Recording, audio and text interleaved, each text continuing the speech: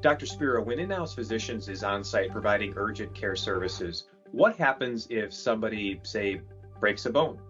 That's a great question. It doesn't happen that often, but it does happen. And it depends on the type of break. But let's take a simple scenario that's happened many times at our meetings where you're having an event in the evening. One of your attendees, a 40-year-old woman who's been having a lot of fun that night, sprains or breaks her ankle while dancing on the dance floor. She's in a lot of pain. Her ankle swells up. It's 11:30 at night, and the decision has to be made whether to send her to the emergency room or not. When one of our physicians or paramedics is on site, they can evaluate the attendee's injury and determine if it's high risk. If it's high risk, they have to go to the emergency room. If it's not, then they don't. Many times we won't. We'll wrap the ankle, we'll apply ice to it, we'll give her pain medicines, and then in the morning, we'll send her out for x-rays, and we'll facilitate those x-rays, and we'll have an orthopedic surgeon on call for our program who, if it is broken, can then see them in the office for definitive care. In that situation, what you've done